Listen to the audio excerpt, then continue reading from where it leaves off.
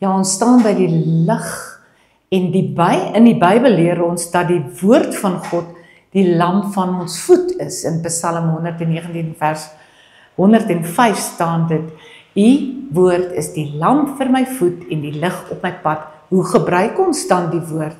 En Jesus sê in Matteus 5 vers 14, julle is die lig van my wêreld. Die twee gaan hand aan hand. Die woord is die lig vir jou, sodat jy die lig vir ander kan wees. Wanneer ek die woord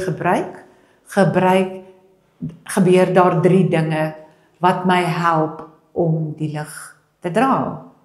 Die woord wys my die pad. Soos 'n flitslig in die donker, wys die Bybel vir my hoe om te leef, hoe om liefde te kies, hoe om vrede te bring, hoe om die waarheid te praat. Wanneer ek nie weet wat om te doen nie, skyn die woord eerste in my hart en hy wys my dan die volgende tree. Die woord verander jou en my karakter, want God se woord is nie net inligting nie, dit is 'n transformerende woord. Wanneer ek lees en toelaat dat die woord met my praat, begin die lig dan in my binneste skyn in elke donker hoekie van my lewe.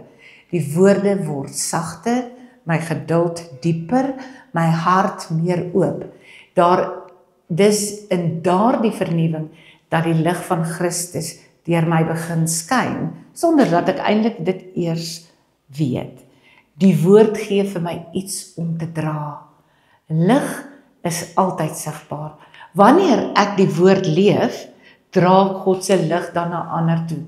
In die manier waarop ek luister, ondersteun, vergewe of iemand te help om sy las te dra. Mense sien die lig nie omdat ek volmaak is nie, maar omdat ek sy woord binne in my in elke vorm dra. So gebruik die woord om jou lig te wees en laat God se lig eers in jou hart skyn, sodat dit deur jou kan skyn.